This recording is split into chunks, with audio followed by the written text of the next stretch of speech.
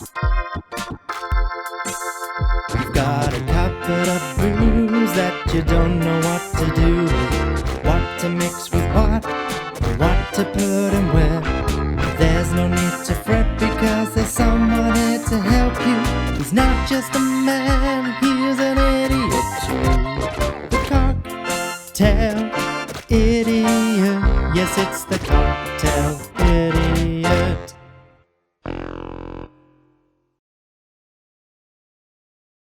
It's cocktail time with your host, me, Jonty, the cocktail idiot, and the camera lady, Georgie. Who's on holiday? Who's on holiday? But I'm here anyway. That's the commitment you show. I know. I don't pay you for this. No, I know you did. So you don't get holiday pay. Oh. I hate to tell you this. Don't get sick pay, don't get dentist plan. Dentist Get plan. nilch. Just get me. Dental plan. Yes, thank you. Dentist. Dental. Yeah. Anyway, let's do a cocktail because that's what people are here for. Or they've just got lost in YouTube and they're going to go next.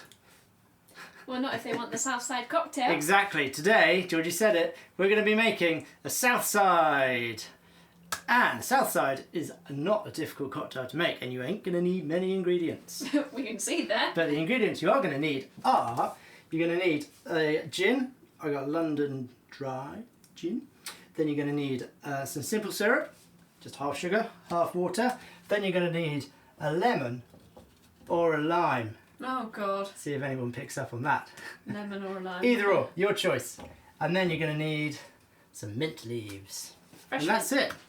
Freshly picked mint leaves from said garden or from wherever you get your mint supplies from. Up to you. Cool. Right, so you are going to take your jigger. I'm just so excited to be making a Southside that I'm mispronouncing my words. Okay, so this is going to be slightly awkward because we're going to need 60 ml, which is basically 2 ounces in America. But because there's not much in it, we are going to do the 60. So you're going to pour 50 ml, because I've only got 50 ml jigger, and then I'm just going to go splash. And hope that that's 10 mil. And hope that's about 10 mil.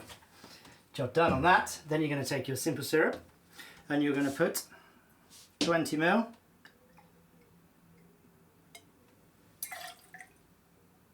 In there. So you notice it's basically a gimlet, but with mint.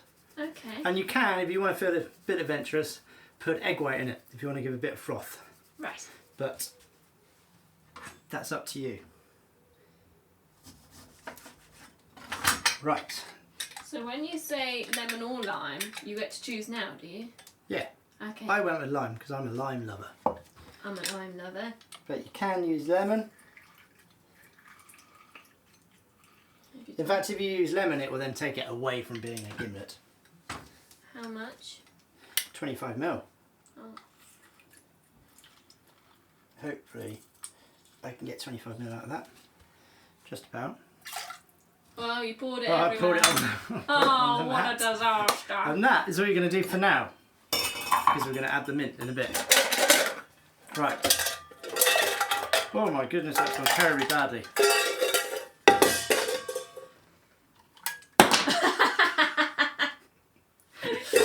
Missed by a mile. Okay. And then you got to smile and shake.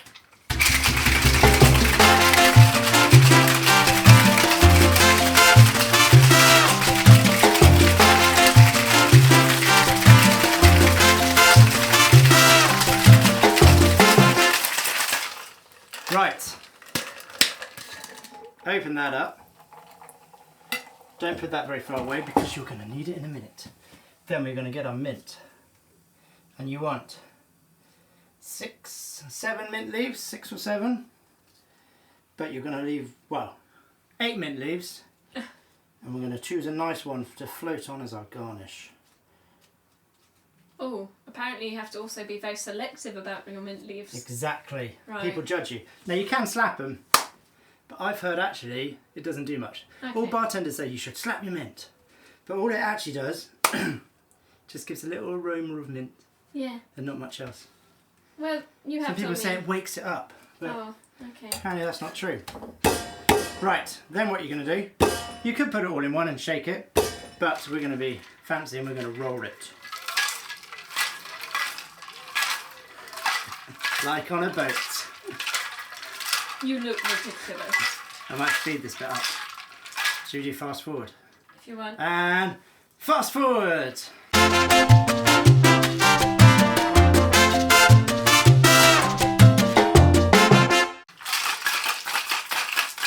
Just a little shake at the end.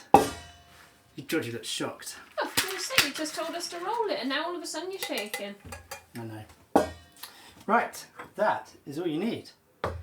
Get your coupe glass, preferably chill it, as always. I have not. And then, double strain. And then it goes. Very modern grey. Yeah. If you shake it, you probably get a bit greener. So, if you want it really minty, shake it up.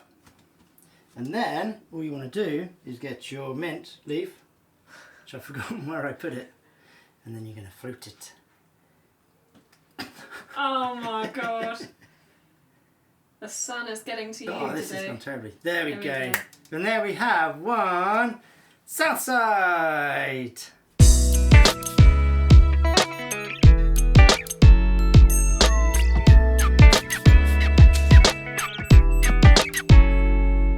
It's history time! Yes! Georgie's favourite part of the show, my favourite part of the show, your favourite part of the show. This is when everyone clicks on. Yeah, just for the history. But you can now sit down, drink your Southside, and learn where it came from. So, the Southside, as with all old classic cocktails, it's shrouded in mystery. But about 100 odd years ago, it was a very, very popular drink. And as with all old cocktails, there's more than one theory of where it came from. And there's normally one which you wish it came from, and there's one which it probably came from. Okay. So, the more likely place it came from was it's first written down in a book, a cocktail book called Recipe for Mixed Drinks by Hugo, I'm going to have to read the surname, Ensign. I can't read my own Just writing. say Hugo. By Hugo. And that was in 1917. And it is actually quite an interesting book because it's the last cocktail book written before Prohibition in the United States of America. That has a cocktail called the Southside Fizz, which technically isn't actually what we've got here. But the Southside Fizz is basically this, with lemon and lime and then soda, hence the fizz. So you can make a this more Southside interesting by Fizz. zooming in and out. Oh, thanks. Thanks for that. I'll just keep people awake. Cool. Now we come for the more exciting origin of the drink. And that starts in Chicago during Prohibition when the legendary gangster called Al Capone, Oh, okay. which even Georgie has heard of. Yeah, I So he was the co-founder and the boss of the Chicago outfit, and they were a very, very notorious Nasty. crew. Well, actually, Al Capone was extremely popular with the community and seen as a Robin Hood because he gave so much to charity, and he managed to get away with it, I think, because he had the chief of police and the mayor on his side. Right. Until there was I think there was a Valentine massacre or something like that. It was called when 6 or 7. This is far-reaching from the drinks history, I know, isn't it? we've gone off track. Anyway, he became unpopular when there was a big massacre, and it was very public, and the streets were no longer safe. Anyway, back to the drink. So, obviously, one of the big selling points was the selling of alcohol during Prohibition. Yes. Because that's the only way people could get their alcohol. And so they were on the south side of the river. Now there's a gang on the other side of the river called the North Side Gang. Gosh, And they were that's the horrible. Irish gangsters. So on the south you had the Italians. On the north you had the Irish Americans. And they imported 2 different types of gin.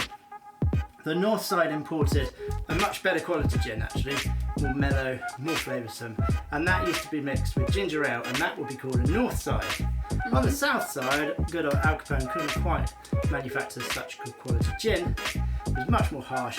You needed to mix it with much more sugars, much more citrus, and hence The Southside. you get the Southside. And that is the end of history time. Yay! You learned so much, said George. Yeah. Say so. You don't seem convinced. Need But to drink. I know everyone at home is sitting on the edge of their seats, waiting for it to finish. Well, it's finished. Thank you very much for watching. We'll see you next time.